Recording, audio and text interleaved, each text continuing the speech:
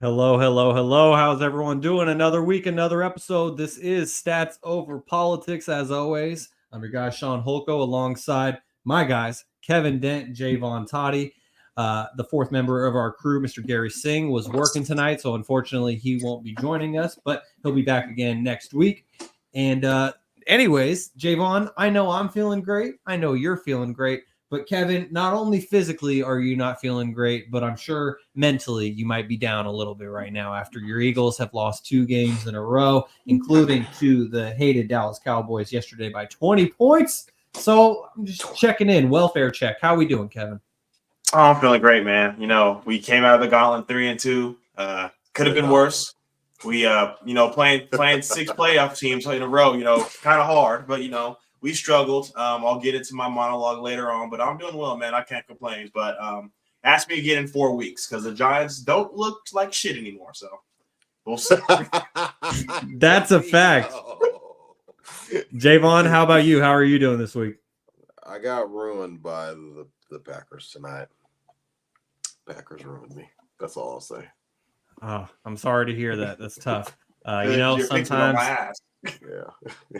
Sometimes it's just a cold world, and yeah, now we got a real competition for second place in our Stats Over Politics pick'em. I'm currently in second place, but I could have one bad week and then I could be in last. So it's very competitive, but Garry continues to dominate our Stats Over Politics pick'em as he will remind you. And so since he's not here tonight, I will do that for him. And I just wanted to highlight a couple of our YouTube comments before we get started here. As Uncle Manny says, what a great weekend of football. 49ers fans, you're welcome. Have a great show, guys, with a star emoji and a cowboy hat emoji, much to Kevin's chagrin. And as well as Mr. Kevin Dent Sr. saying, bang, bang, Niner gang. You already know. Anyways. Cowboy fans and Niner fans go back to hating each other now? Yeah, I think so. They split. Yeah, they did their jobs. They handled business. We appreciate them. The 49ers are now the Jaevon. I'm gonna ask you what's the 49ers seed? I believe we are the number 1 seed, sir. That's lonely at the top. Politics, fellas. It's all 10-3. If we're gonna come on here and make claims, I'm just saying.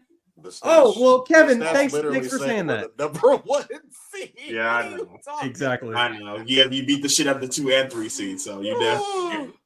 Thank you, Kevin. I told you, bro. That's my only argument all day. That's what I'm saying, bro. That's my only argument to defend myself is that when we all go to sleep at night and we all wake up, Sean, what is the Eagles' record? 10-3. What are the Cowboys' record? 10-3. What are the Niners' record? 10-3. All right, I can sleep whatever. Nice hey, smile. Kevin, do you see that handy dandy little X next to the 49ers? They're the only team in the NFL that has already clinched a playoff spot because the Niners are the number 1 seed in the NFC. And like you said, Kevin, They beat the shit out of the 2 and 5 seed. Yeah, The Eagles, 5 seed. have the best record with the 49ers and Eagles, but the Eagles are from 1 to 5. Tampa Bay Bucks are ahead of you. It's just hard to admit that a fucking 6-8 team is higher ranked. The NBA is broke. The NFL is broken. Oh, you gotta love it. And Mayfield. and just As long as like you don't gotta go to Atlanta. and just like Kevin Sr. says, crazy when you have to play the real teams, but the Eagles do have a tough schedule. Kevin calls it a gauntlet. I just call it the schedule that's in front of you. Nevertheless, Kevin, I know that you're not feeling the best, but that's true. That is a good point. I apologize. Let me not misquote. But Kevin, I know that you're not feeling the greatest right now, a little under the weather, and so we appreciate you for joining us. Let's not waste any more time. Let's get right into it. As the Cowboys defeated the Eagles 33-13 on Sunday Night Football. So, Jaevon, do you want to roast him a little bit first, or should we let him say his piece? I'll go first. It ain't much to say. I'm letting you know now. All right, go ahead, Toddy. Jalen Hurts. He didn't 196 yards. Kevin bet the over on 200. Oh, I know exactly. What he threw for. I'm hurt by that. Swift only had 11 carries. AJ Brown did 94 yards, 4 attempts. Devontae Bet the Smith over for 95. Devontae Smith, 84 yards, 5 receptions. Bet the over on 90. What else you want to know? I mean, Dak he's doing his thing, right? He's the betting favorite currently. I think plus 150 for MVP. That's a waste of money.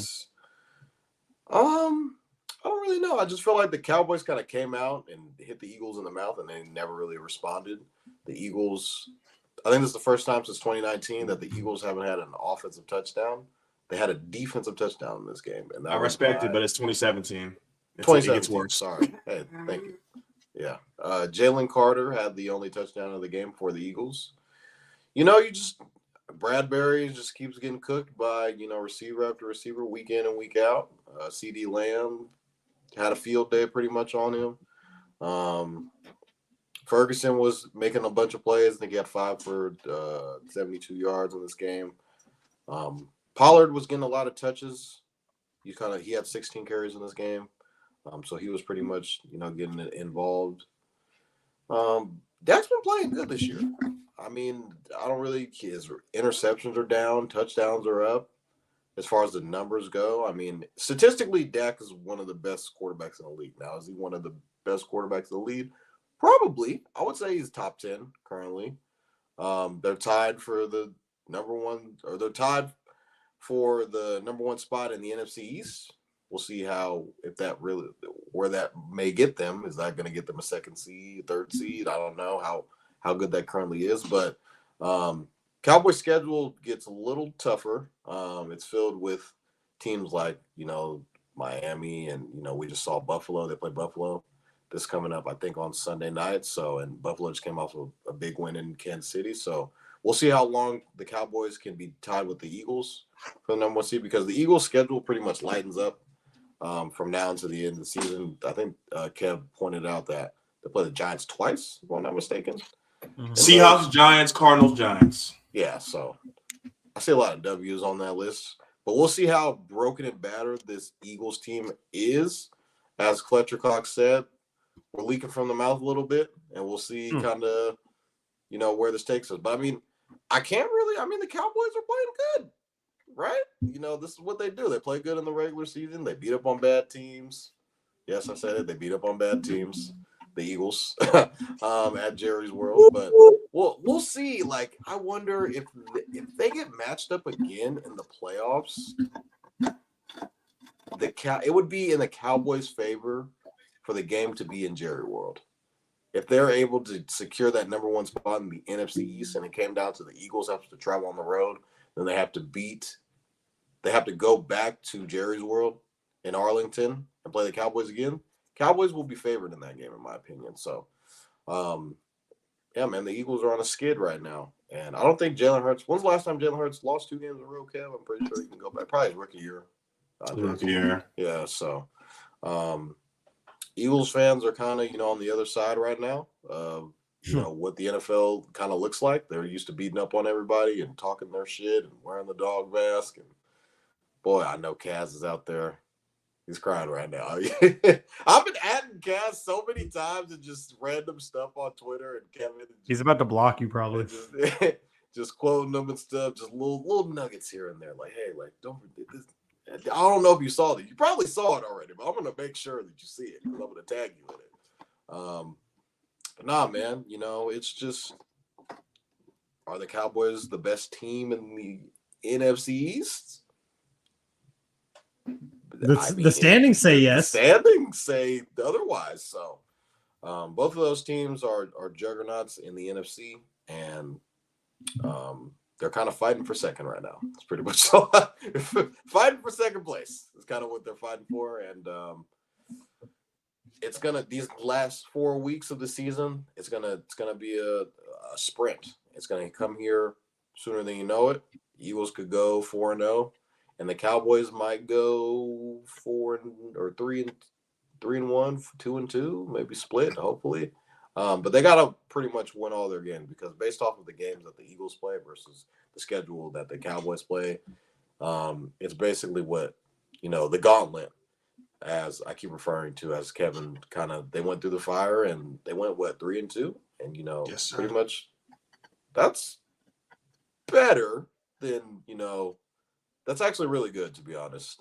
They played a bunch of solid teams. And most of those games were one-score games, except obviously this past game and the Niner game.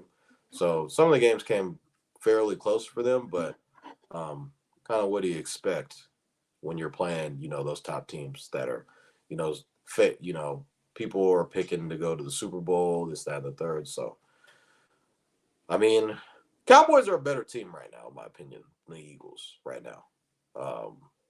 If I had to bet on where or what it would look like in the playoffs, Eagles would probably be traveling back to Dallas to play against the Cowboys, and I feel like the Cowboys would win that game.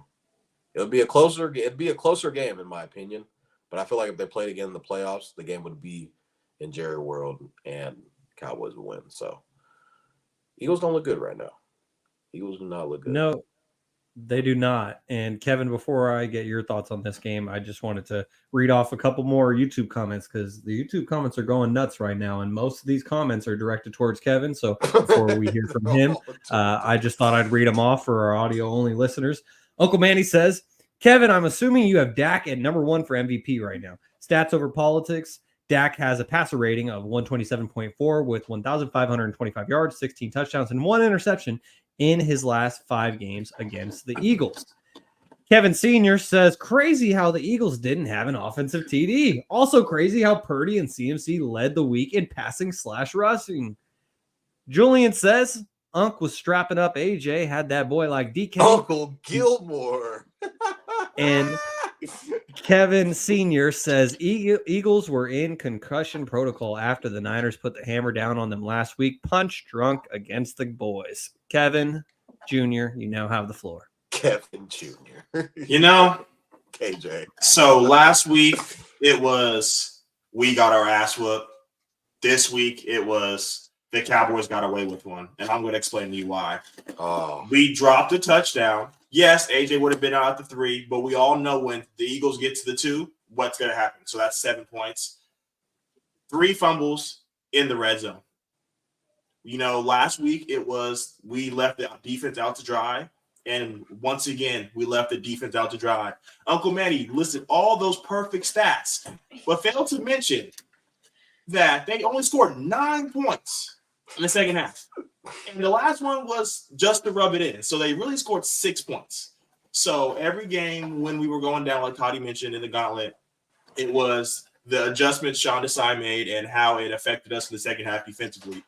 And Dak looked real pedestrian in the second half. We gave him a 22-point lead, and we just couldn't get back from it.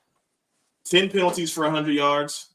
You just can't do that. We have too many offsides. We have too many pass interferences. I've never seen us get a hold and a pass interference on the same play. They got plus 30 yards, so that was lovely. But it all starts with our best players. these guys win us games, so when they lose us games, it can't be towards scorched earth. I know you guys all probably saw my social media, people lining outside, writing on trash cans saying no play Slay and Bradbury sucks, but the defense showed out. They did what they had to do. Three fumbles. I mean, we're gonna keep putting them on the field. We're the team that has when we win games, we lead possessions. We're on the field and we're having our defense rest. That was not the case this game. Reed Blankenship goes down, and we have talked about all season how this is literally the opposite side of the coin. Last season, they claimed we had an easy schedule. We also didn't have a single injury. This year, we're getting injuries left and right. Kelly Ringo had to go in there. This was his first game, and Brandon Cooks let him know that this is your welcome to the NFL moment. Kelly Ringo got a lot of love throughout the week, just being a young guy that we could throw into the cornerback room, but he just didn't show up. So, like Toddy mentioned, it comes down to the next 4 games. The Cowboys play the Bills, the Dolphins, the Lions, and the Commanders. So, Toddy, ask me who I think is going to win the NFC East. Don't even ask me. The fucking Eagles. You know why? Because they're not going to beat the Bills. And Tyreek Hill will be back. And even if they escape those two, they're not beating the Lions. But hold the phone. Who are in our next 4 games? Seahawks, do I feel confident? No. Cardinals, do I feel confident? No. Giants twice, do I feel confident? No. So if I see the team that showed up for the past 2 weeks, we can go ahead and hang them up. But this team is like Toddy mentioned, Fletcher Cox said we got punched in the lip, and I'm tired of hearing the standard is the standard and we only care about the one thing. I would have rather Jalen Hurts come out and say, we got our fucking ass whooped and just got off the podium. I'm tired of all the quotes. I'm tired of the we'll get them next week. A.J. Brown talked in an interview talking about we're going to show up. We'll see. A, B, C, and D. Jalen Carter's adding Niner players. Everyone's just so caught up in the emotion. And when it comes down, who? It was all on I can show you later, but I'll find it, Toddy. Oh, he deleted it. I got my close friend story, just in case we ever see you guys again. But after that performance, I don't know. But this team is gonna have to figure it out. We got punched in the mouth, and then we let one go. So I didn't really lose any sleep after that Cowboys game because, like I mentioned, we showed that we can hold them to 6 points, and we've shown that we can beat them. So it just comes down to execution. I say it week in and week out. The reason the Eagles were winning those games when we were down all those points, we were executing. We didn't execute this game, and tops off to the Cowboys. You guys won your Super Bowl. I don't know what it is, but every time someone beats the Eagles, they wake up that next morning an MVP candidate. But we're one of the worst defenses in the world, so I don't get it. But we're going to figure it out. I'm going to stay here. I'm going to ride this train all the way through. I was told we were in the group chat. Like you guys know, we bring up the group chat every episode.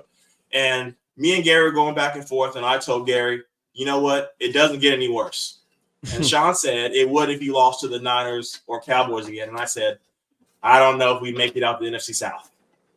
So if the team that showed up for the past 2 weeks comes out to play and we're in a shootout with the defense that we have, let me give you guys some stats. What defense? Defense sucks.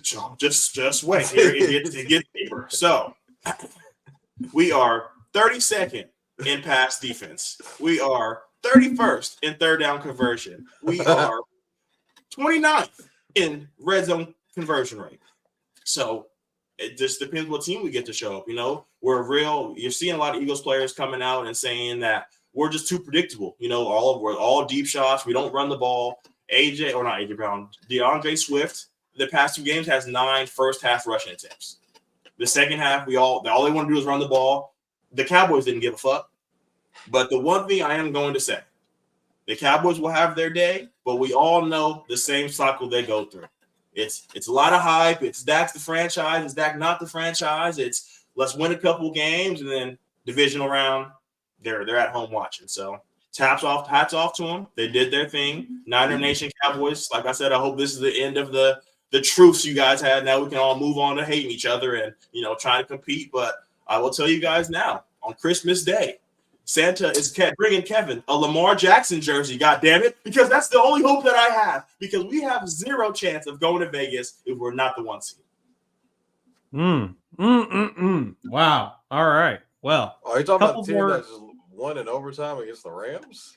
Hey, bro, like I said, Santa's bringing me a jersey, and I hope he brings me a At W. home. Yeah, we're going. Hey, man, that's my only hope. Because who the other 3 games? Arizona, Yeah, the Rams, and Toddy, you said the other one was what? Play the Cardinals. Twice. Commanders. Yeah, we no, played it the is Cardinals Commanders. twice. It's the Commanders, Cardinals once, Rams once, and then Ravens. Yeah, so that's all my hope. I don't believe in the Rams, so it's going to come down to the Ravens. And if you guys win that game, I'll be packing my bags to go to. I'm going to refund my Vegas ticket, and I'm going to go to Atlanta or Tampa Bay. So see how that goes. Well, Kevin, I just thought it was hilarious hearing you say the phrase to Garry in our group chat. A home game in Atlanta for a playoffs? That shit going to be bumping. I'm going on the road because y'all ain't going to win the No, in Atlanta. That's what I said. It would be a home game for Atlanta. But, Kevin, I think it's hilarious hearing you say the exact phrase that we heard Garry say after week 1 when the 49ers absolutely throttled the Steelers. Garry just kept saying, and he was saying it at Jaevon's apartment to us in person. He was saying, things can't get much worse. It's only up from here. And that's basically where the Eagles are at this point. We have a quarterback, but Toddy's talking about they don't do it because they don't have 2-glove Kenny. Jalen Hurts is better than 2-glove Kenny. So me and Garry are on the same boat. I'll take shit from you two all day, all the Cowboy fans, but Garry, I will not take any slander. He's trying to pick anyone who is a fan that is not a Chief or Chiefs fans. We own you. Vikings fans, Wesley, I know you're watching. We fucking own you. He was in my DMs talking about we need the Niners. Y'all should have just watched our game. So if you are not a Niner or a Cowboy fan, get the hell out of my DMs because I'm angry and I'm gonna come at you. Kelly, what about the Zach Wilson stands? Oh my God. The Jets fans are on your ass. I don't even know a Jets fan. I don't even know a Jets fan. Yeah, Kevin's just, he's getting beat up. He's been getting beat up these past couple of weeks. And so, Garry tried to chip in a little bit. Kev wasn't going to stay. Kev used to be in the bully because those 11 months were the time of his life. They just came off a Super Bowl run. You better remember that, Kevin. They got hosed by Juju and the Chiefs and then all of that. And Kev just held on to that NFC Championship win that got eviscerated 2 weeks ago. It was stale. I mean, we still went to the Super Bowl, so I don't know how it got eviscerated. I'm not going to keep taking this shit from you two, all right? I don't care. We're going to bounce back. We have to. I'm going to put it on. I'm going to speak it to the earth. I'm going to speak it to existence. Monday night, right? Keep that energy. I know everyone watching is saying Kevin's going on this emotional roller coaster because I'm emotional, okay? I've taken 2 L's. I owe Shaun $100. I am going. Oh yeah, didn't even mention that. Thank you. I'm going through it. It has been a rough couple of days for Kevin. It started last week when Duke lost and Toddy's FaceTime me and he bet against Duke the whole time. He didn't give us a chance. So it's been a rough couple of days to say the least. But the Kings got a W, and it might be time to call it basketball season. Well, oh my gosh, wow, wow. Dude, I don't have any confidence that we can beat the Giants. I have no confidence. Like I said, if we get the team that showed up for the past 2 weeks, that only, like Toddy said, we don't score if Dak doesn't fumble. We leave that game with 6 points. Damn. You know how we got 3 of those points? With a fake fucking punt. So ask me if I feel confident. I do not. If we do not prime time again. If we do not score or we do not beat these teams by 30 plus, we will have 1 playoff game. We have to come out and dominate. They ain't beating the Seahawks by 30 points. I'm gonna say that. Well, then I guess we got 4 games. We got 5 games left. We have to come out and show that shit was a fluke, and we have to show it for 4 weeks in a row because Seattle. Oh, but I don't know. Is fucking what happened to Geno? Is he gonna play? I don't know. If it's Drew Lock, bro. If we lose to Drew Lock. Drew Lock played pretty good yesterday against the Niners, honestly. Up until late in the game.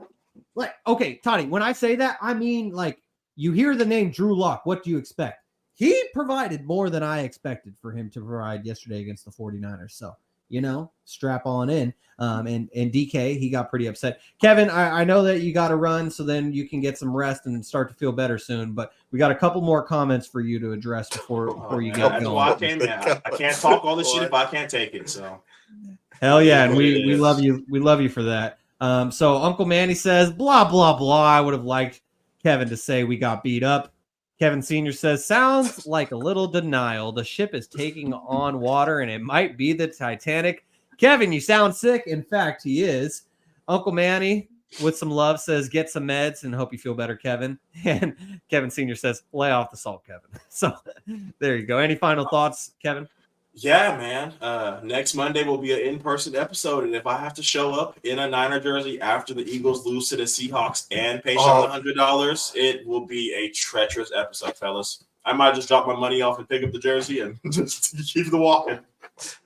Shout out to Brandon Ayuk for earning me $100. I appreciate you, Brandon. I do have something to say about that, though. I will willingly pay you $100 because you guys will not be paying him nothing this offseason.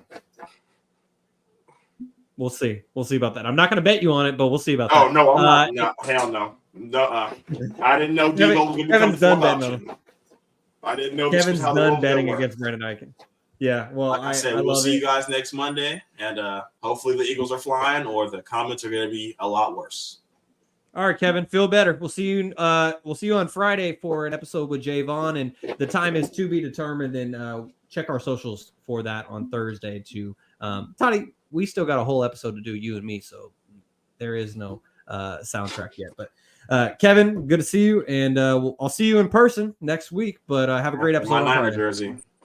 Hell yeah! I'll let you. I'll give you a bevy of options to choose from. As long as not Ayuk jersey. As long as not Ayuk jersey. I know you don't have one yet. That's why I said that. So as long as it's not an Ayuk jersey, I'll be fine. I don't have one yet, and with Christmas coming up, I think I'm going to need to use that $100 on other people, and so the Ayuk jersey will have to wait. But there's always future bets to be made with the exact same bet. Toddy Ayuk jersey could be in his near future. Anyways, Kevin, thanks for joining us, and we will catch you on Friday. All right. So there is Kevin Dent, had to join us after the Eagles lost to the Cowboys because he didn't want to duck the slander. He knew it was coming his way, and he took it on the chin like a man for the second consecutive week, Jaevon, because the 49ers absolutely handled business against the Eagles last week, and the 49ers continued to handle business in their bird gauntlet, starting with the Seahawks, going to the Eagles, and now back to the Seahawks as the 49ers beat the Seahawks 28-16 on Sunday. And with the Packers' loss on Monday Night Football to the New York Giants, the 49ers are the first team in the NFL to clinch a playoff spot. They swept Seattle for the second straight year, and they are in the playoffs for the third straight season in the last 4 out of 5 years. Finally, Jaevon, I believe that you won some money yourself with this 49ers win. I'm going to look right into the camera. Emmanuel Anderson. Been looking for you, man. Can't find you. Won't answer my calls. Won't answer my texts. Never heard from him. He just, he's going through it right now. He's going through a tough time in his life. He once stepped to us on this podcast and said Seattle Seahawks were going to split with the San Francisco 49ers. And I thought there was a snowball's chance in hell that wouldn't even happen. I was like, even if we play you guys a third time, you just get more and more chances to just lose. More and more chances to lose. So, yeah, maybe Kev could reach out to him for me, and maybe he could connect us through. But just going to the game, the system quarterback, 19 of 27 for 368 yards. Those are video game like numbers. He had a touchdown and a pick. The pick was a ball that did hit Brandon Ayuk's hand, so he had a chance to catch the ball and it deflected, went to the defender's hand. So, career high. Had a career high in passing yards. So I don't know if system quarterbacks throw for that much. Christian McCaffrey, 16 for 145. Video game like numbers, some might add. Deebo Samuel had 7 receptions for 149. He had 2 touchdowns, 1 rushing. He broke the record for rushing touchdowns by a wide receiver. That's 14, I believe now. Brandon Ayuk, the guy that you just won $100 off, went 6 for 126. It just seems like pretty much he's open on every play. It just seems like the separation that he gets on most defensive backs, it's like they're not in the same radius as him. George Kittle added 3 for 76 yards. and a touchdown. So, I mean, Purdy looks he's been incredible, man. And his numbers, I listened to like Trent Williams in the locker room a little bit, and he was kind of saying that, everybody's saying that he's still a system quarterback. It's ridiculous. And he's putting up like the same amount of numbers as a guy by the name of Kurt Warner. He's pretty good. And the greatest show on turf. He's a Hall of Famer, won a Super Bowl ring. And basically when he was with the Rams, the numbers that he's putting up, I think it's like, I don't know if it's like passer rating or like, basically his numbers are like similar to what Kurt Warner's number was for when he was playing with the Rams when they went to the Super Bowl and won it. Those are the same type of numbers that Brock Purdy's been putting up. So, I mean, we saw DK our coach kind of came out. A story came out about our coach that we're going to basically get into DK Metcalf's head. And he has a history of going off on DBs for some weird reason. I have no idea why. When, plays all the way down the field, he likes to lock up with defensive backs and push on them and get flagged. And, yeah. Can't do ASL. I'm sorry. Yeah, so the sign language that our long snapper came out and said that DK basically fucked around and he found out, which was amazing. Sure did. I mean, DK, he came out. Drew Lock came out on the second drive after we scored. They answered. They kind of went bing, bang, boom down the field and drove down the field and scored. So that I give them credit to that. They were kind of hanging around up until like the third quarter, and we kind of just popped the top off. The guys kind of got in their mode, and we ended up ultimately getting DK ejected, but that was pretty much towards the end of the game. Demo got ejected too. I don't think he should have got ejected. Maybe a personal foul called, but I don't think he should have warranted an ejection. Some people were saying that, like Greg Olson. I don't know, like, does he not like the 49ers or whatever it is? He was saying that Fred Warner started the fight. That was not even further from the truth. I mean, he kind of did. You remember the replay, right? Yeah. So the replay happened. So DK slams him on his back after he already, the ball got lateraled, I guess, but it was technically like a forward lateral. So he slammed him on his neck, and usually that's a foul when you slam somebody on their neck. And so he's like, bro, what the fuck? And then so obviously he's going to hit him back, and then DK's like, grabbing his face mask and doing all this and that. And that's how he ended up getting ejected because, he's breaking shit on the sidelines. Demo came flying in. Yeah, after. So, I mean, just all in all, from the standpoint, the Niners are just simply better than the Seahawks. I feel like the Seahawks have really good, like, skill players on their offense, like Tyler Lockett, DK Metcalf, Jackson Smith, and Jigba from the Ohio State University. There we go. So they got dudes on their team. I just feel like, Gino and freaking Drew Lock, who I was once a part of the Drew Lock fan club. I turned in my badge during the Shaun and Jaevon days. So when he was in Denver, was a short experience. I definitely turned in my badge there. But as far as the game goes, I just think that it was closer than it should have been. But I feel like the Niners didn't cover the spread with 2 touchdowns. I thought the spread was way too high. When the spread first came out, it was like 13, 14 points already. So the line really didn't move the entire week. But just going back to the game, Purdy is just showing you why I feel like he's probably the league MVP right now.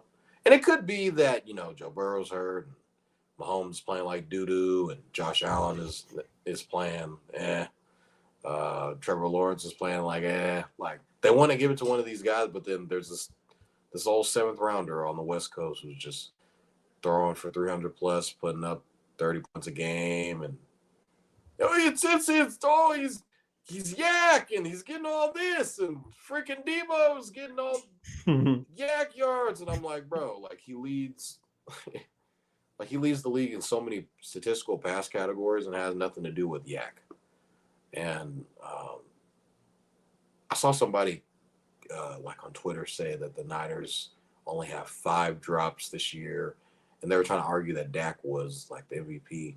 And he was saying like, oh, Dak has his receivers dropped the ball 22 times. Like, Okay, well, okay, it's not my problem that your receivers drop the ball and we just have, really talented guys. And people are going to say that it's the weapons around him, blah, blah, blah, this, that. Okay, well, look at what everybody needs.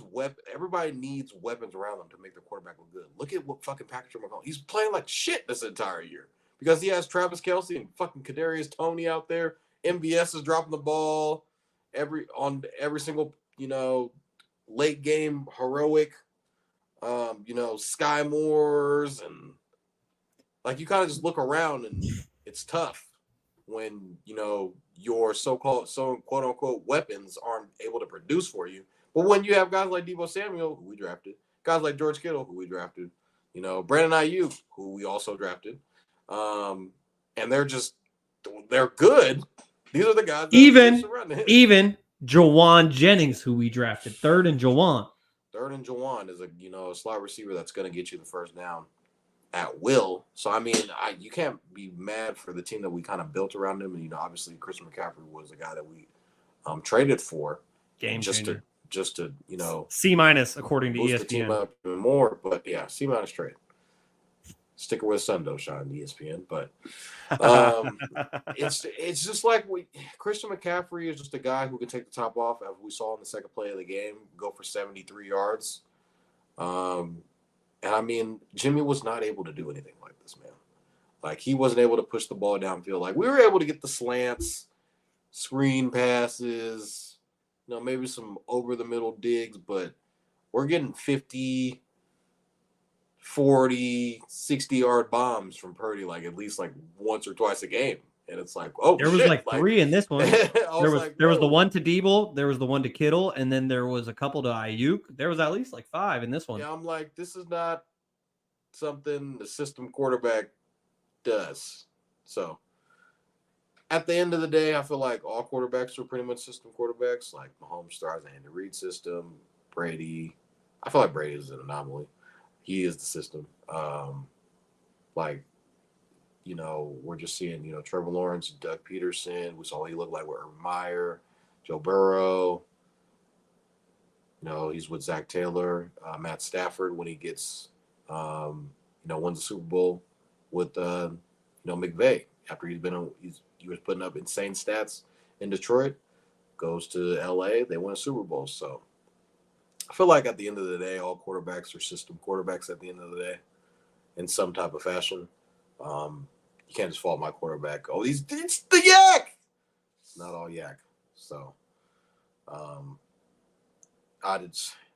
it's frustrating because people are just going to turn a blind eye to Brock Purdy and just say that, oh, it's because he has Deebo, it's because he has Ayuk, and he has George Kittle. Okay, well, Jimmy Garoppolo had the same exact team, and he was not putting up these numbers. So it's very, it was the cherry on top when the Cowboys beat the Eagles on Sunday night to get us that number 1 seed.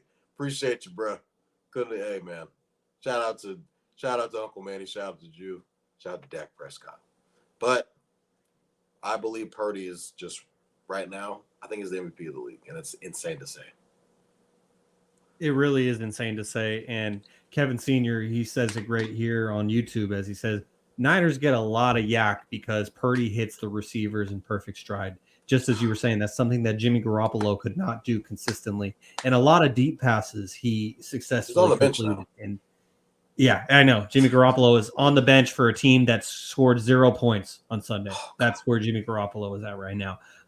And I also just wanted to say to Kevin Sr., who says, I need a picture of Kevin Jr. in a 49ers jersey. I'll even buy it. Don't worry. No charge. It's on Stats Over Politics. We got you next Monday. I'm going to take so many photos. I might even bring my actual camera for some good photos. But anyways, I absolutely loved this game from the 49ers. After the whole 2013 NFC Championship game, I have had so much hate for the Seattle Seahawks, and to see the 49ers absolutely dominate them the last couple of years, like you said earlier, if the 49ers even played them a third time again this year, we are both confident that they would handle them. And speaking of our guy, Manny Anderson, I actually talked to him today.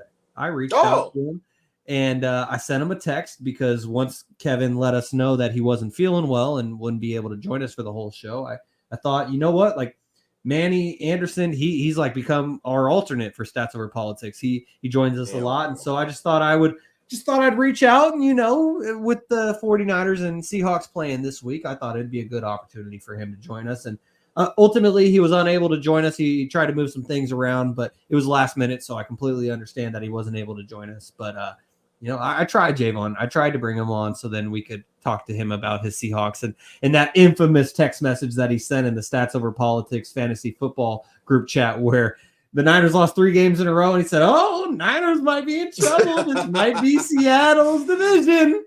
Yeah. Maybe not so much. The Niners have won 5 games in a row since, and they are the first team in the NFL to clinch a playoff spot.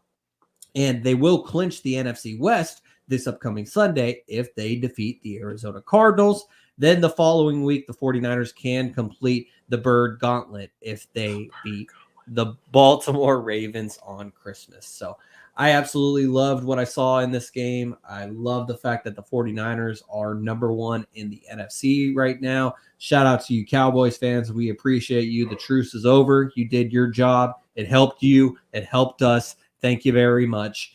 And, now the fate is in the 49ers' hands, Jaevon. If they win out, then they will be the number 1 seed. And that is such a good feeling because all season long, ever since the 49ers lost their second game, you and I have been hearing from Kevin how, Eagles are number 1. Don't care. Eagles are number 1. Well, guess what? Now they're tied for number 1. And because, as Kevin said perfectly earlier, the 49ers whooped the respective asses of those other 2 10-3 teams in the NFC. And they are, without a shadow of a doubt, the best team in the NFC, perhaps the best team in the NFL.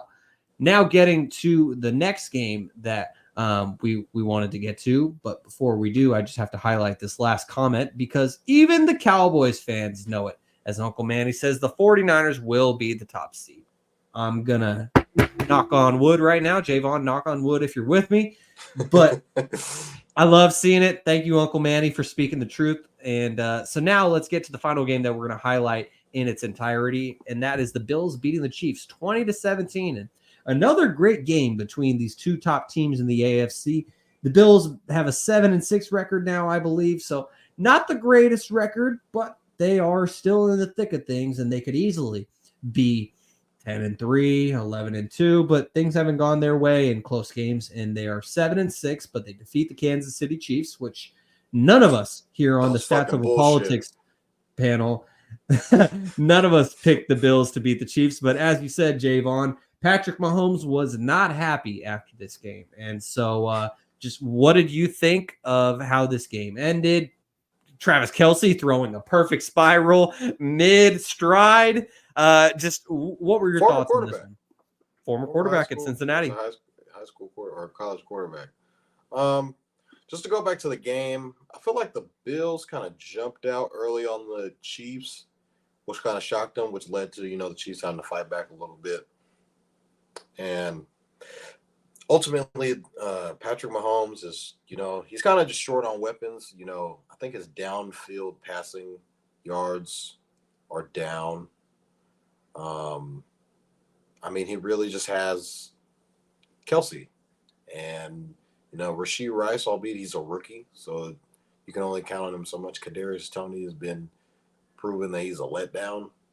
The one toe that Rex Ryan does not like. It was an insane play. Like, I watched it live when it happened, and I kind of get what Patrick Mahomes is saying, like at the end, for them to call something like that, but it was obvious. It was an obvious offsides call. But usually those calls and offsides on the offense is rare, so that's why I'm you don't really see those. For offside plays, it's usually on the defense, and it's considered a free play. So you let the play go. So I feel like it was an offsides on a receiver like that. They should stop the play and not let the play continue. Usually for false starts, they stop the play. Usually offensive plays, pre-snap offensive penalties. usually you would see a dead ball. But damn, it was. How about if that play would have stood? If it would have stood, and just how insane it was, and everybody see it. There was a flag downfield. You know, usually you're thinking it's on the defense. Maybe it was, offensive or defensive holding. That's what I thought it was, or roughing the passer or something. And then, they called offsides on the offense, and they said number 19. I said it was freaking Kadarius Toney, and then I was like, it was the guy that scored the touchdown too after Kelsey made the scored the touchdown. So, a bunch of guys who bet Kadarius Toney anytime touchdown at plus 650 were in shambles. I know heartbreaks for those people. I could just imagine going through that too. Yeah, you watched it happen, and the NFL says, "Forget what you saw. Forget what you saw. It didn't happen. Erase that real quick." It wasn't real. But for the Bills to kind of come out and win 20-17 in a low-scoring game, and you would have told me Stephon Diggs goes 4 catches for 24 yards, I would have been like, "There's no way in hell the Bills won that game." Thought the Bills played really good defense, limited, Travis Kelce and Patrick Mahomes to a lot of explosive plays. Haven't really seen that much explosive plays from the Chiefs this year. And it's just, you're starting to feel like, how good is the Chiefs team? They're 8-4. The freaking Broncos are a game back from them in the division. They have the split on them. So, I mean, who does the Chiefs play next week? They play I'll find that, but yeah, they're 8-5 now, which I didn't think would happen. They play the Patriots next week, so they should bounce back. That's a cakewalk right there. That is the biggest slam dunk of all slam dunks. And I know the Patriots beat Garry's lowly Steelers, but this is the Chiefs that we're talking about. Yeah, I was gonna say, if you could pull up their schedule going forward. I got you. But I mean, just the Bills are alive. Just a couple of weeks ago, a lot of people were kind of writing them off after that Monday night game, that Monday night loss against the Broncos. And so the Bills are supposed to be this team. They've lost a lot of one-score games, and a lot of these one-score games that they're losing, they were leading in the fourth quarter. So the Bills just got to figure out ways to kind of tighten up in the fourth and just hold on to these leads. The best bet in sports might be Josh Allen interception at minus, I think it's like minus 140. So he's going to throw a pick every game. So if you guys want to put some money on that, put it a part of your parlay. So, but you have the schedule for the Chiefs coming up? Yep, I sure do. So we got the Chiefs at New England against the Patriots, as we just said. We think that's a dub. The Chiefs host the Raiders. Then they host the Bengals without Burrow, but shout out Jake Browning. And then they play in LA against the Chargers to end the season on January 7th. Like, so they should. It's a pretty easy schedule. But they were favored in this game. They were favored to beat the Bills. They were, favored heavily last week against the Packers to win. They blew a stinker on Sunday Night Football. So we'll see where this Chiefs team ends up in the next 4 weeks. I would assume. I don't think they're getting the number 1 seed. This is not the Chiefs Invitational like Dick Wright usually says. The AFC's championship or the AFC championship game is going to be, it's going to go through Kansas City. Now, after tonight, some people might be like, oh, we're still in it. We can still do it. So they would have to catch. Dolphins lost. They would have to catch and they already beat the Dolphins. So they would have to catch the Ravens, who your boy said a couple of weeks ago, are the Chiefs the best team? Who was the best team in the AFC? I stuck to my guns and I said, hey, man, it's the Ravens. Lamar and just what they've been doing this year has been incredible. Odell's been balling out. Zay Flowers has been, living up to the hype as their number 1 overall draft choice. And, they're missing a guy in Mark Andrews, one of the top tight ends in the league when healthy. So the Chiefs are, as Shaun already went through the schedule, schedule starts to lighten up a little bit, but, there are no cakewalks in the NFL, as we see week in and week out. As these past couple of games that they've, dropped has been very surprising. But you know, when you don't have Tyreek Hill and everything's a cheat code and, you know, everything's just a lot easier, you know, fuck it, Tyreek Hill's out there somewhere. And then, you know, Travis Kelce is, you know, hasn't had a 100-yard game, I believe, since like week 6 or 7. Could be wrong. It's been a minute. I got him in fantasy in 2 leagues. It sucks now, I guess. Things start to get a little tougher. You start losing these close games. You see Mahomes start to act out on the sidelines, screaming at the refs. This is a part of the, you know, dynasties go through ups and downs.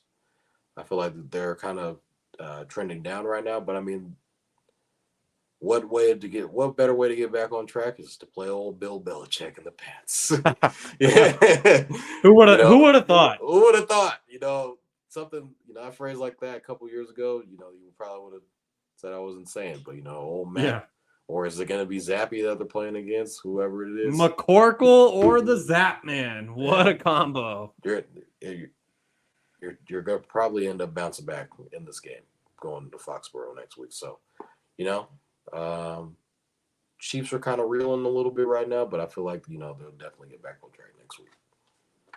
Yeah, you know, you present a great point with the AFC standings because Baltimore is currently alone at the top at 10-3, the only team in the AFC that's 10-3 compared to the NFC with 3 of them. And then you have Miami at number 2 and 9-4. KC is tied for 3rd with Jacksonville at 8-5. So KC is 2 games back of Baltimore right now. Baltimore, yes, they will be playing the 49ers, which you and I might chalk up as a W for the 49ers. But the Ravens have actually a pretty difficult schedule down the stretch, all things considered.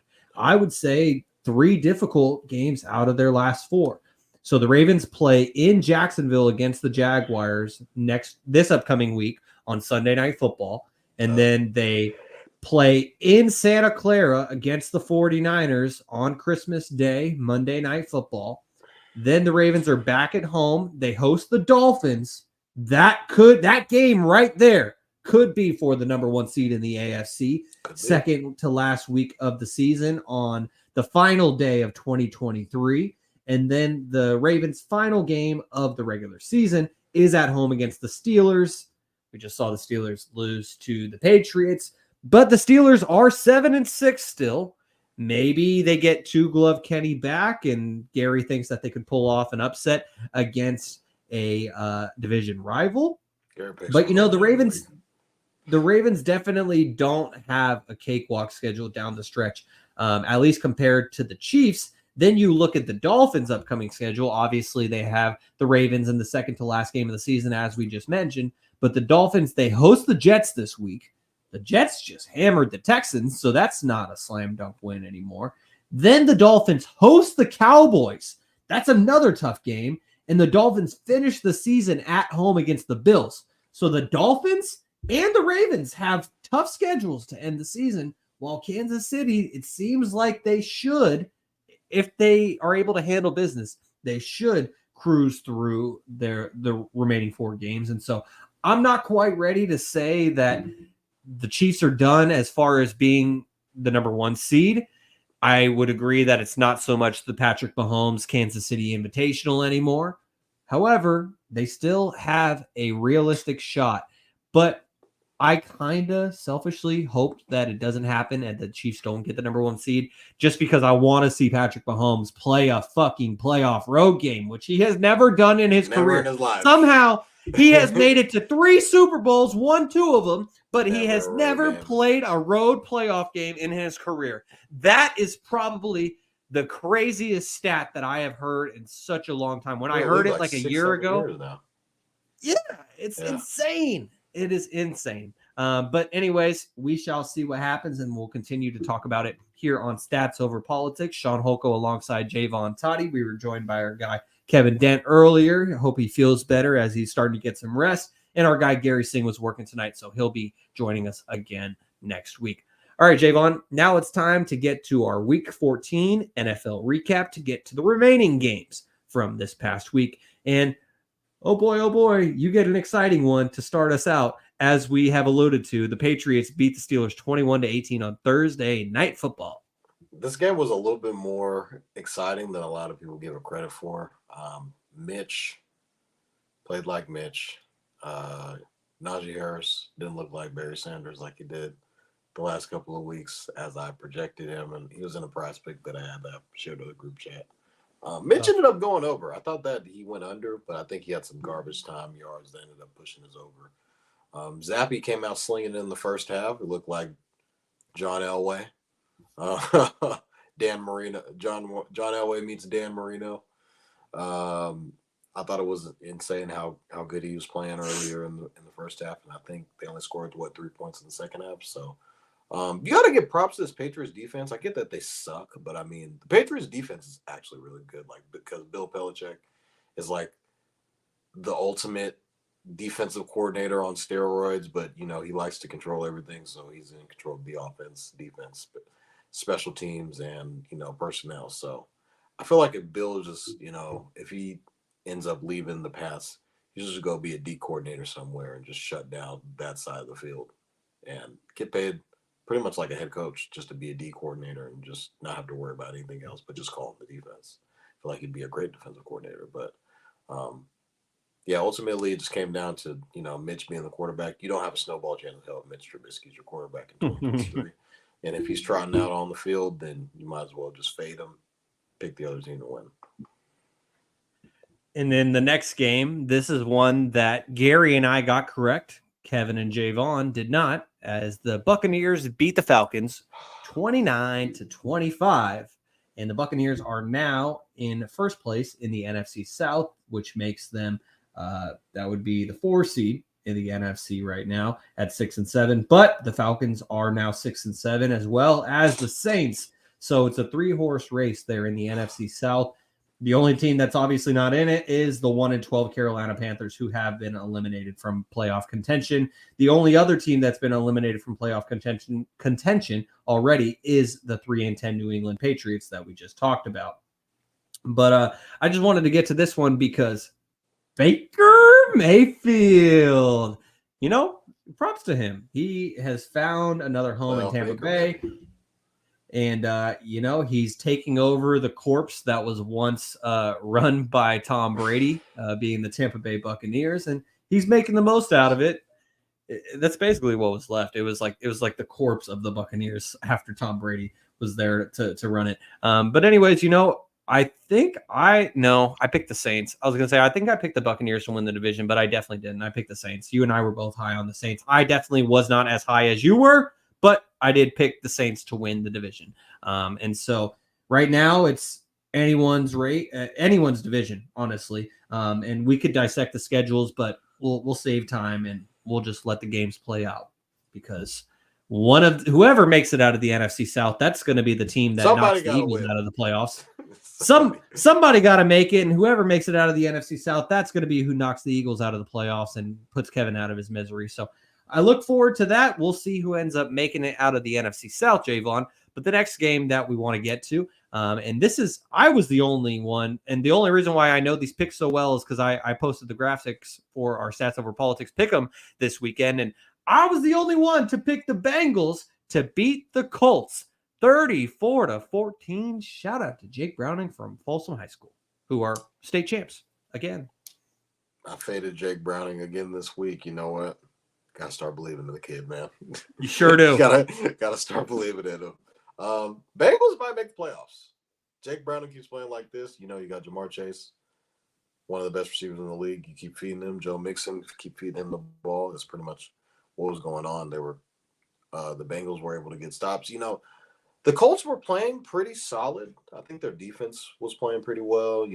They had a pick six run back for a touchdown, which was a freaky play, if you ask me. Minshew was playing pretty lights out up until this game in Cincinnati. I just think, the Bengals showed up. Browning has been playing his ass off. And if he keeps playing like this, Bengals are going to push for a playoff spot. Now, if you're looking at in the AFC, everybody's saying, the AFC is the gauntlet of quarterbacks. That word gauntlet gets thrown around a lot on this podcast. But half the quarterbacks in the AFC are hurt or wobbled a little bit, and or they're having a down year. So I feel like it's kind of wide open in the AFC to who's going to get in and, who's going to be left at home for the playoffs. And Browning's playing his ass off. You got to give the kid credit out of Folsom High School. Someone else that's playing their ass off right now that even 3 weeks ago I never thought I would say again, as the Browns beat the Jaguars 31-27. Joe fucking Flacco. I hated that guy for most of his career after he beat the 49ers in the Super Bowl. But props to him, man. He literally was watching football on his mom's couch 3 weeks ago. That's what they said in the post-game interview after the Browns beat the Jaguars. And then Joe Flacco goes out there on Sunday against a playoff team in the Jacksonville Jaguars. He goes 26 of 45 for 311 yards, 3 touchdowns, and the win. Joe Flacco, put some respect on his name. I know that I certainly need to. And, Sean Watson got now that game this year. Ooh, that's a great question. I don't think so. Hey, Browns fans, shout out to you guys for the love that you have shown Stats Over Politics. We appreciate you. You guys Browns fans hate us. Running up the views for the us. other kind of love that they're showing us. Yeah, it's the not so kind love, but if they're commenting, that means that they're watching, and we appreciate you guys for tuning in. So, Jaevon, the next game that we want to get to, this was the shocker of the weekend for me. Jets beat the Texans 30-6 in Zach Wilson's return. This game at halftime was 3-0. Jets scored 30 points in the second half. CJ Stroud goes out with a concussion injury, I think in the third quarter, but the Jets were kind of already up by then. You would have logged into Prize Picks the night before, which I did with Cousin James and Cousin Jew, to build a parlay a little bit. I was like, CJ Stroud, his numbers are kind of low a little bit. But then I looked at the weather in East Rutherford, New Jersey, is where the Jets play. A little bit of rain there. A little bit of heavy rain. So I was like, it's probably not going to hit that yard, even though he's been averaging about 300 yards a game. I don't think anybody in the world predicted Zach Wilson to kind of come out and throw for 300 yards. I think his career high was, if I'm not mistaken. Came out, balled out. The Jets, little Jets, the little engine they could. They're still somehow pushing forward. They're not dead yet. And Aaron Rodgers is, in the waiting in the weeds. I think he's about to be medically cleared pretty soon to come back. And so Jets fans thinks Aaron Rodgers is going to come back. They'll run the table and somehow finesse their way to the playoffs. Sean, our preseason hopes are still alive. They can still make it to the Super Bowl if Aaron Rodgers comes back and runs the table on a miraculous run. I don't see it happening. It's very unlikely, but shout out to Zach Wilson. Went through a lot this past week. A whole bunch of leaks coming out about their team. And for him to come out, I don't know why he got benched these last couple of weeks. I can't believe you looked at this roster and said Tim Boyle and Trevor Siemian were better. Couldn't be any worse than Zach Wilson. But got to give props to the kid. He came out and he balled for sure. He definitely did. And via Rich Cimini, Zach Wilson apparently told his Jets defensive back teammate, DJ Reed, before beating the Texans, what's the worst that can happen? I get benched again. And, I just think that Zach Wilson has gotten to a point, not only with the help of Aaron Rodgers, but he's gone through so much adversity that it's just like, okay, I'm still here. I'm here for a reason.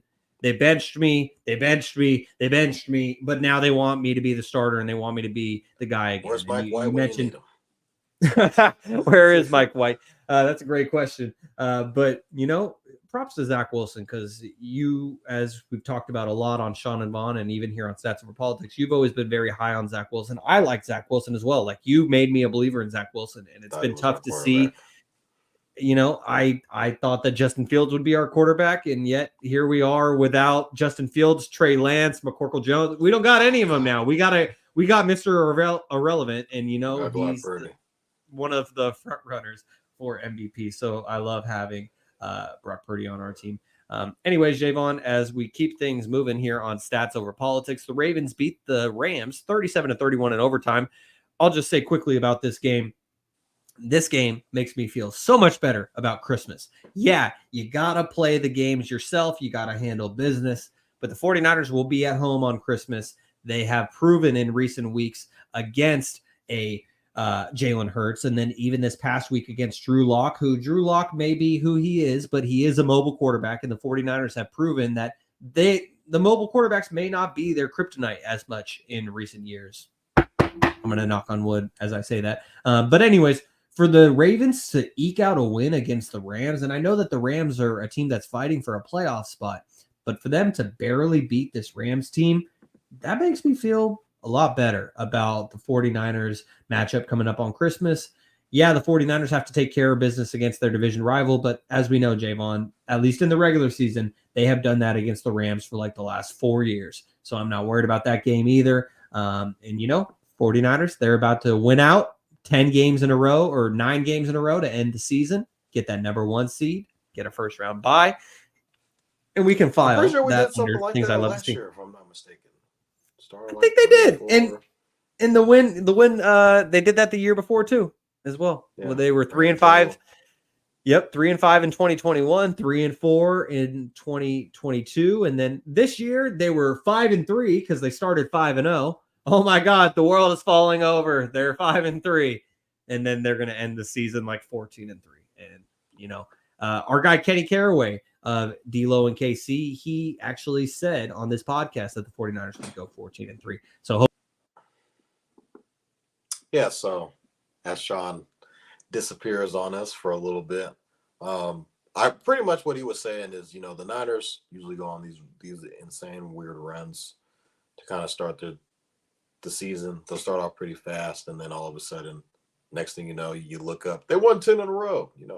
Shout out to the Niners last year. Won some money off of that. Shout out to Garry. Had to run the tape back a little bit. Garry was like, "Ain't no fucking way." Ran the tape back, and then he forked it over a little bit, but gotta be happy about it.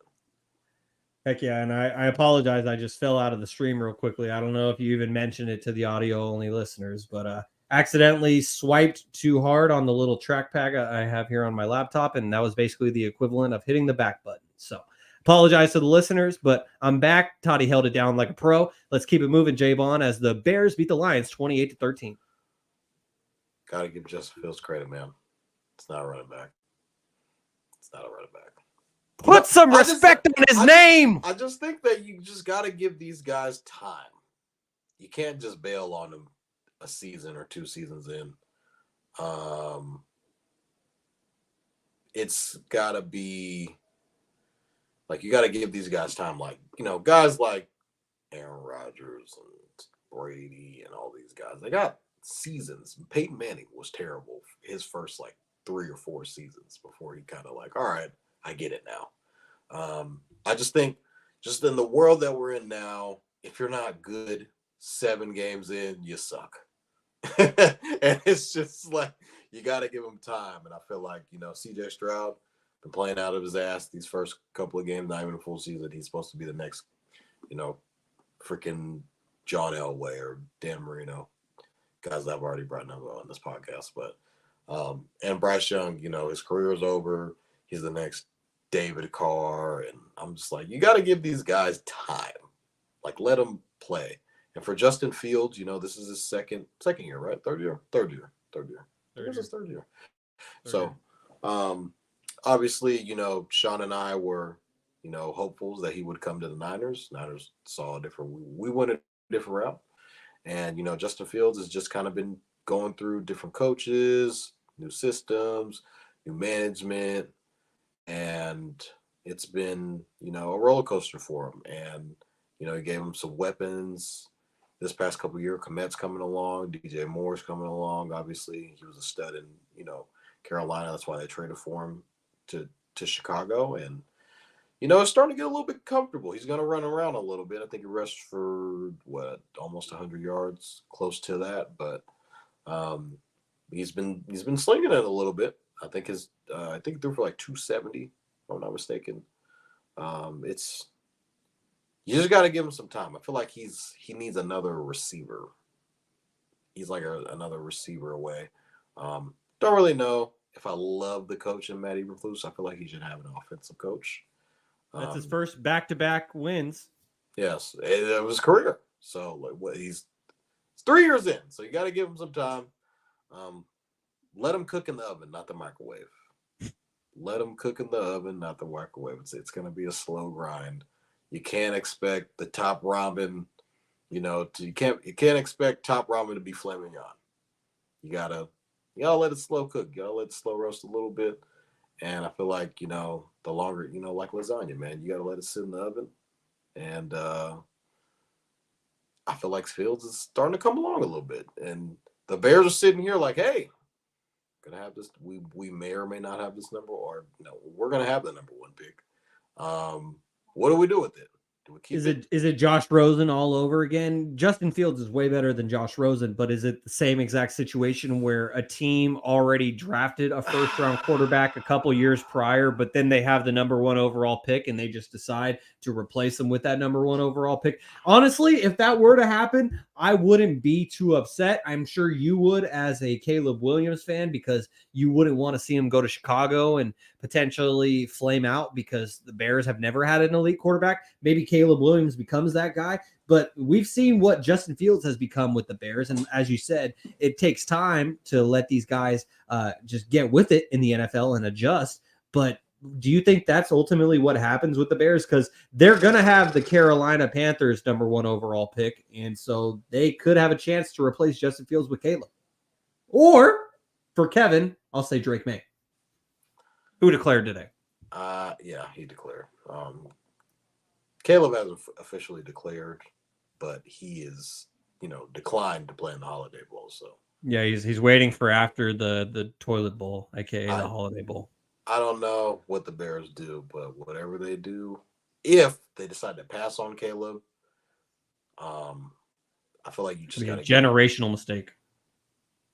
I think you would have to get a haul for the number 1 overall pick. Like, you got to get a bunch. Like, you have to get a shit ton of players, like receivers, more skilled guys, linebackers, DBs. You got to help. You got to build around them more. You got to put more pieces around Justin Fields. If he keeps playing like this, the Bears they're in the playoff picture. They're only they're 5-7. They're 5-7. Right? Oh yeah. Or so 5-6 and 7, 5-7, whatever the record is. So 5-8, 6 and 7, something like that. Yeah, so they're a couple of games out. So they're believing that, hey, we can make some noise and get into the playoffs. So that may or may not help or hurt them. But I mean, the Bears are believing that we still got this thing. They're 5-8 right now. Yeah. So they're 5-8, 1 game back of a playoff spot. You are completely right. Hit the nail on the head there. Yeah. So they're a game out. They're a game out of 7th place. They're a game behind the Packers, Rams, Seahawks, Falcons, Saints, and then they're tied with the Giants. So it's very crowded in the NFC. They're in it. They are definitely in it. It's also very crowded in the AFC as you got 2 teams, the 6th and 7th seed, which is currently Garry Steelers, and the Colts. They're at 7 and 6. Also tied with the Texans, the Broncos, the Bengals, the Bills, all of those teams. You got 6 teams that are currently 7 and 6 in the AFC. So it's going to be a great run down the stretch. And the last thing that I'll say about this Bears and Lions game, my main takeaway is the fact that the 49ers' path to going to the Super Bowl just seems to be getting easier and easier by the week. Like, they took care of the Cowboys early in the season. They have had the Cowboys number for a couple years now. They handled the Eagles and got revenge. The Lions were supposed to be the upstarts, and here they are losing to the Bears, even if it's a division rival, losing to the Bears. The NFC South is what it is. Jaevon, I am getting like 2 of the teams that are competing for a wild card spot are the Niners' 2 rivals, and the Rams and the Seahawks. Like, I'm not going to go too far to jinx it or anything, but knock on wood if you're with me. It's looking good. So the next game is the Saints beating the Panthers 28-6. I'll just say real quickly. Yeah, the Panthers are the worst team in the NFL. The Saints took care of business. Javon's hurt by the Saints, but the Saints are currently tied for first place in the NFC South. So the tiebreakers ultimately give the advantage to the Buccaneers right now. Yeah. But the Saints are 6-7, just like the Bucks and the Falcons and the Panthers. They're the only team that's out of it in the NFC South. All right, Jaevon, exciting barn burner for you next. The Vikings beat the Raiders 3-0 as there was a lot of purple at Allegiant Stadium. Gotta give the hat off to the D coordinator for the for the Raiders. Raiders didn't give up a touchdown. Max Crosby and those boys did their job. I have no idea how Aiden O'Connell couldn't push the ball down the field to get Devontae Adams the ball. I think Josh Jacobs went out in this game with the ankle. To be honest, I didn't really watch it. I saw the very end of this game, but I didn't watch most of it because I was tapped in on the Niners. They had him scoreless, I think, for 58 minutes of the 60 minutes in the game. And disgusting. Dobbs put together a drive, got him within field goal range, and got the job done, man. This is another insane game where, the Vikings pushed, so they were -3. They were -3. So, under bettors, I know you guys are just sitting back smoking a cigar with your feet up somewhere in Turks and Caicos. But this was another weird game because last week the Chargers covered a spread but only didn't score a touchdown, and the Vikings this week they push by only winning by 3 points. It was an insane game because there were no points or no touchdowns scored in this game. So congrats to the astronaut.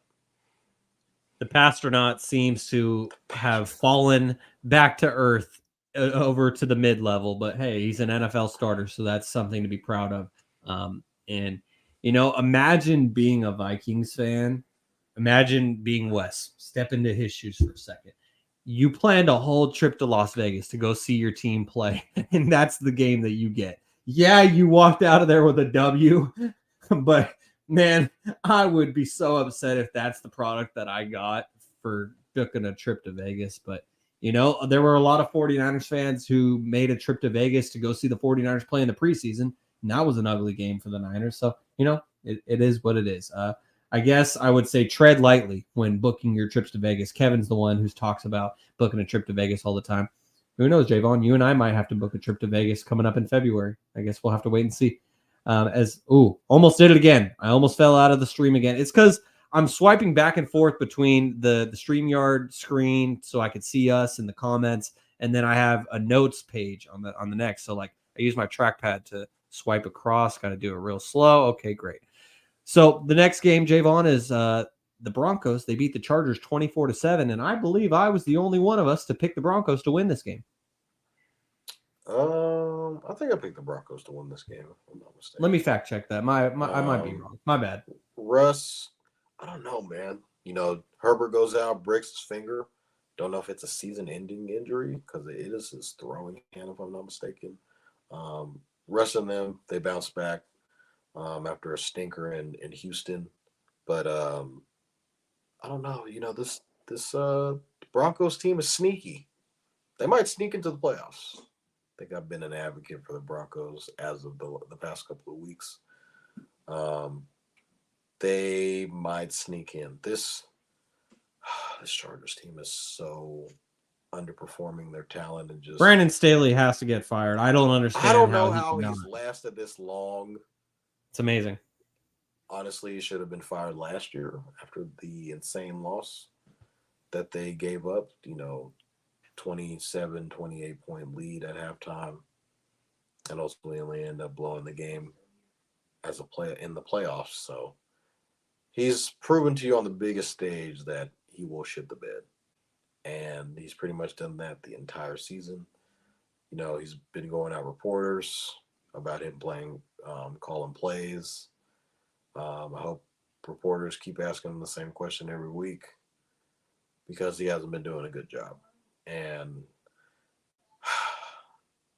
Chargers team is, a lot of people are very disappointed. I think their over-under win total was 11 this year.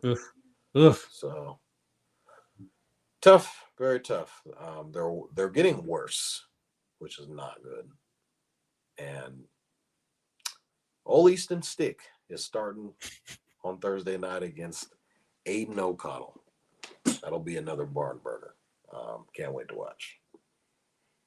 Yeah, that's real ugly. And I apologize, Jaevon. You did also pick the Broncos. You and I picked the Broncos. Kevin and Garry picked the Chargers. So apologize for that. You nailed it. And so the game I want to talk about, one of two Monday Night Football games tonight. One was on ESPN. The other was on ABC. As the Titans, they upset the Dolphins 28-27 in Miami. And Jaevon, I have a crazy stat for you about this game. Teams down 14 points with under 3 minutes to go were 0-767 since 2016 until the Titans won tonight. What did you think about this one, Jaevon? I know that this was my game, but this is just a crazy stat. Well, Levis, man, he's getting comfortable. The Mayo Man. The Mayo Man is getting more comfortable. I feel like you said, just needs more reps. You can't really. He hasn't even played an entire full season. I think he came in mid-season as Tannehill ended up getting benched after injury, and then Levis came in and threw those 4 touchdowns. You just gotta give him more reps. Let him play a little bit more. You can't give up on a quarterback. Like I said earlier, I'm gonna probably put that on a T-shirt. You can't microwave a quarterback. You gotta let him bake in the oven a little bit. You can't. I love it. Can't microwave it all. Gotta let him bake a little bit. He's getting his experience on Monday Night Football in front of the world. As there was an extra game on tonight, which was the worst thing. At least stagger the games. ESPN. Let's put our heads here together. Seriously. Yeah. Right. But I just the Dolphins were 14-point favorites going in this game, and I was kind of weird on that because I'm like, I give Vrabel's teams usually, middle of the pack, but I don't think they'll lose by 2 touchdowns. I don't think they're that bad. And they ultimately end up winning outright to a shit's pants at the end. I kind of saw when Levis was coming off the field, he was so fired up, and then they were showing Tua put his helmet on. He's like, "It's okay, guys, I got this. We're gonna go down." Didn't really have that much faith in him going into it. Tyreek Hill was in and out of the lineup this entire game. A lot of people had a lot of money riding on Tyreek Hill over in yards. I think he was like one of the most bet props this Monday night. Because usually Tyreek Hill, he's just, he's a monster. He's going to do what he can. A lot of people are saying he's the MVP of the league. You could definitely have an argument for Tyreek Hill to be MVP of the league, but MVP is secretly a quarterback award. That's just, it is what it is. That's kind of what it's been. Mm-hmm. But you got to give props to Will Levis. And, Titans team, they're 5-8 now? So they're another team that's, saying, why not us? We're a team that we could definitely sneak into the playoffs. We can be one of those sneaky teams if we win out that can get in. They may or may not need some help due to their record currently, but I feel like if they would have started Will Levis earlier in the year, maybe their record might not be where it is. But hats off to the mailman and the Titans, man. Hats off to the Mayo Man who loves to put it in his coffee. As the other Monday Night Football game was the Giants beating the Packers 24-22. Absolutely perfect timing, Jaevon, because look who's here in the YouTube comments. Our guy Khalil, noted Packers fan, saying, fuck the Packers. But like the beam, I'm 1-1 on the day. So what did you think about Khalil's Packers being upset by the Giants? A lot can happen. Life comes at you fast. Life comes at you fast. And I was hoping I'd see Khalil kind of pop up in here and, coming off riding high, you just beat Mahomes on Sunday night. It doesn't make sense. That's why the NFL truly is a week-to-week league. Like it doesn't make sense. And I guess Khalil's just already moving on to basketball season as he just got beat by Tommy DeVito. Tommy DeVito. I should have made that call in. When I should have made that call in as soon as we saw Tommy DeVito's agent on the sideline. As soon as we saw him, I was like, "There's no way. This is just Vegas is trying to tell you that the Giants are going to win tonight." Saquon had an incredible night, 2 touchdowns, almost kind of cost them the game sneakily at the end with that weird fumble. Jordan Love had some insanely terrible throws, throwing it right to the other team, just making bad. He had a weird fumble. Packers had a missed field goal. There were just way too many. Bro, the punt return, the guy like fumbled, he muffed the punt, falls on it and tries to get back up and doesn't have possession of the ball and freaking kicks the ball, it was just insane. MetLife was kind of in an uproar. There were a lot of a lot of Giants fans out there, had the place rocking, and DeVito he's another guy. Like with the first couple of weeks we saw DeVito, he was god awful. Ultimately, the Giants really don't have any other options. So now they're kind of just like, hey, man, you got to get out there and you got to fucking beat somebody. And DeVito goes out there and he looks better each week in and week out. He just tries not to lose the game. And I feel like that's kind of what he has to do, given his, where he's at and, the type of skill level he kind of possesses.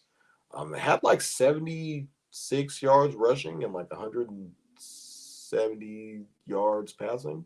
So you got to give the boys some credit, man. Got to make an offer you can't refuse. And that's a Giants victory. The dogs were barking tonight. Titans win. They were like plus 300. Giants won. They were like plus 250. So, or plus like 170. Oh, God. Just a 2-leg parlay on the dogs. I wonder what that would have hit. Dogs were barking tonight. That's all you got to say. Yeah, well, they certainly aren't barking in Philadelphia anymore, so they had to bark somewhere. Anyways, as we move on here on episode number 67 of Stats Over Politics, Sean Holko alongside Jaevon. Toddy, we got one last segment here before we both get out of here, and it is related to college football. As we wait for the college football playoff to begin, the big news that came out this weekend as you do the pose for our YouTube, Twitch, and X audience is the Heisman Trophy, as LSU quarterback Jayden Daniels won the Heisman. So was this the right move? What did you think about this? Because Jayden Daniels, he won the Heisman Trophy, but it wasn't a landslide, as Michael Penix Jr. was close in second place. Bo Nix got third, and Marvin Harrison Jr., the receiver from the Ohio State University, he got fourth, but it was an honor for him to be there. So was this the right call, having Jayden Daniels win the Heisman? I think so. The numbers kind of point that, Jayden overwhelmingly should have won the Heisman.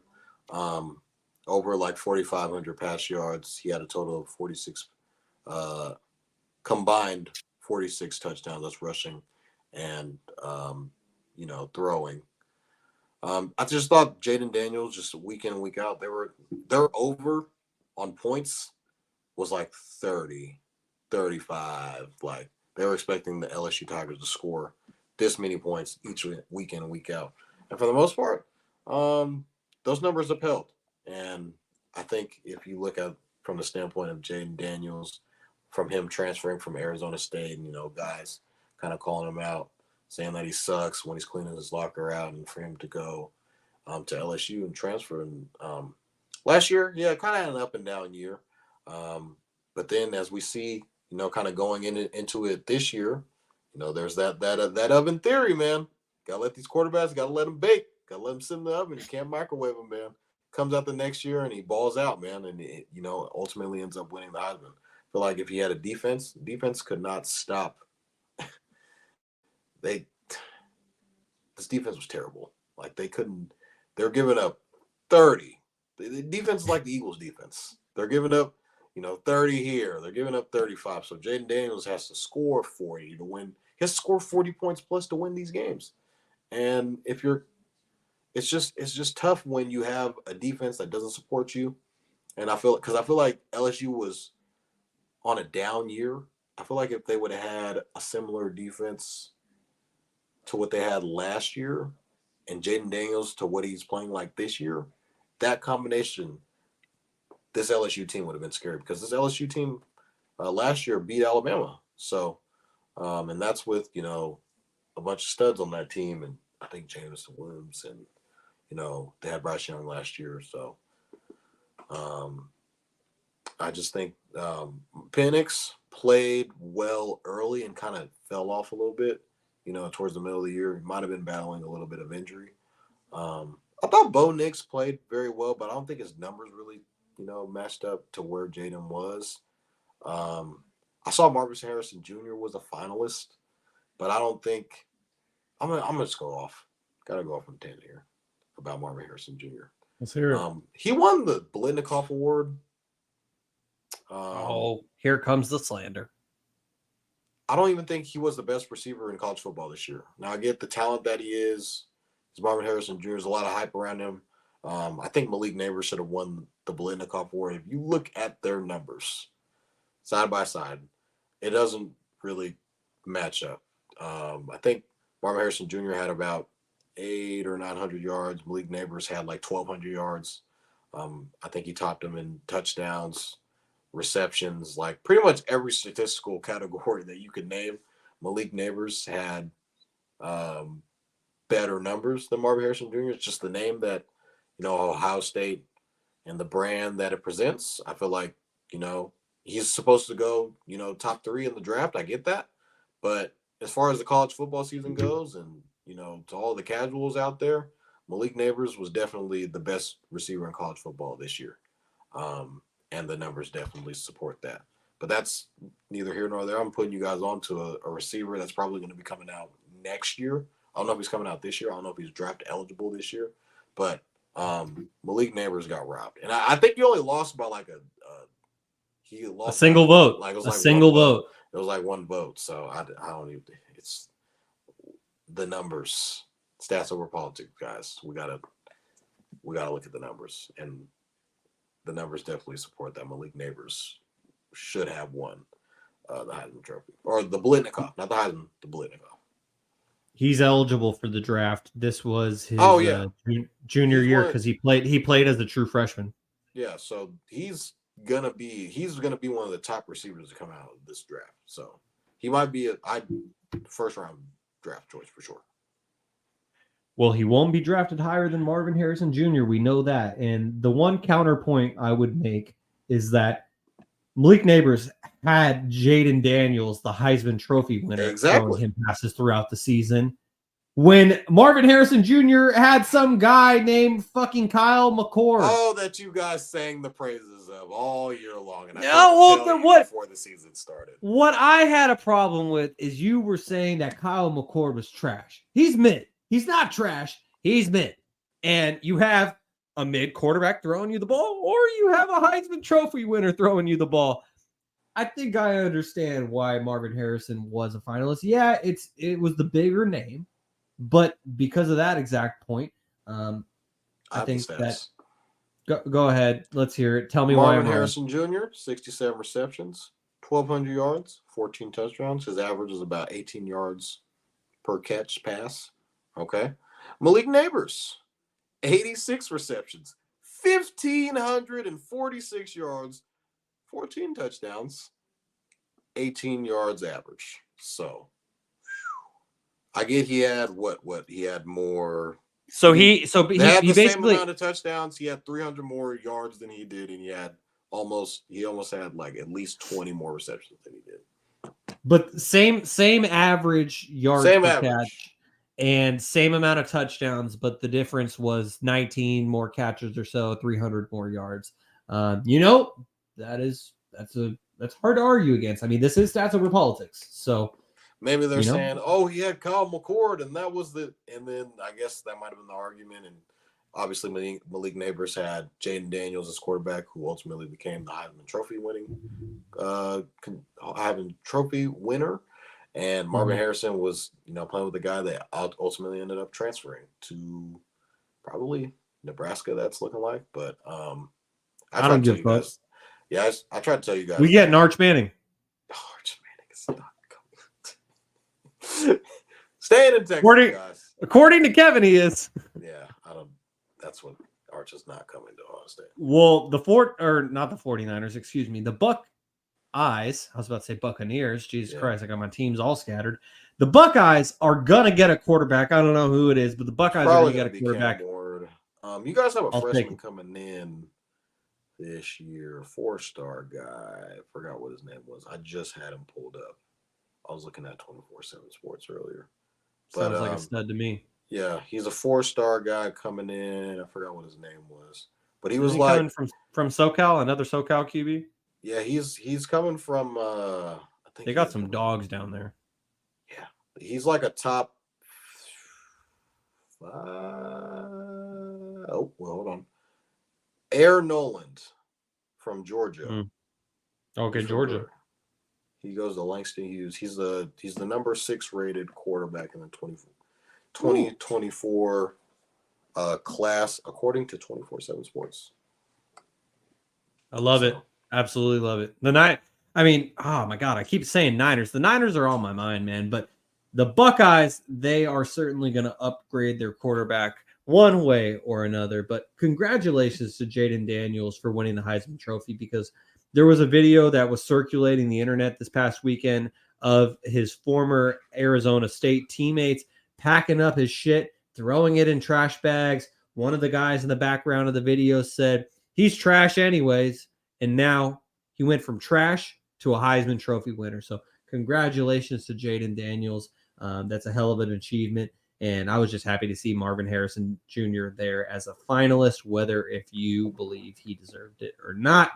Jaevon, that's all we got for this week on episode number 67 of Stats Over Politics. You and Kevin will be back again on Friday, as noted earlier on the show. The time is to be determined for Friday. Check our socials for that to get an exact time. It'll likely have an update out for you guys on Thursday. Any final thoughts before I get us out of here? I know you guys are like, where the fuck is the hotline? Hotline went on a little bit of a skid. Went 500 this week. Cowboys. That ain't too bad though. Cast for us, to break even. Those damn the Texans didn't really, work out in our favor. The Chiefs shit the bed at the end, and we bet on North Carolina. We gotta stay off North Carolina for a little bit, man. They're just, every time we bet on them, bad things happen. But I'll have picks Friday, so tune into Friday's show, and we'll get, because I'm trying to mix some basketball alongside with some football in there, because we're coming down to the final countdown. So stay locked in Friday. We'll have picks, but this is our worst week, I guess you could say, of the new season. So 3-3, but we're still looking pretty good. So that makes us 17-7, if I'm not mistaken. No, 12-6 overall, I think, right? It's got to be more. Did I? Because I might have. I might have missed a week. Last week. I was like 14 and something last week. Yep, I missed. Yep, I definitely missed a week. My bad. Yeah, because you went 5-1 the previous week. Yeah. So you went 5-1, which made you 14-4. Now you have a 3-3 week. 17-7. I apologize for that. Look at that math. Right 17-7. That's good. We gotta get back on the right track. But stay tuned for Friday. Yeah, for sure. Stay tuned for Friday. Sorry to cut you off. I just want to say, like, if your worst week is going 500, that's still pretty damn good. So everyone stay locked in for the hotline as it's coming back on Friday. Yeah. So stay tuned. Stay locked in. We them boys, baby. We them boys. Yes, sir. That's it for episode number 67 of Stats Over Politics. Make sure to give us a like on YouTube. It helps us a lot. And if you enjoy the show, hit subscribe to get notifications when we go live. You can follow us on Instagram and TikTok at Stats Over Politics, and on X at Stats or Politics. Make sure to stay tuned to our socials this week to find out the exact time for Friday's show, so you can tune in and engage with us here on YouTube, on X, or on Twitch. Make sure to subscribe, rate, and review on all podcast platforms. And if you're enjoying the show, give us those 5 stars. We'd really appreciate it, as you have been tuned in to episode number 67 of Stats Over Politics. For Jaevon, Toddy, Kevin Dent, and Garry Singh, I'm your host, Sean Holko. Thank you for tuning in, and we will catch you again next week we will catch you again on Friday for another episode of Stats Over Politics.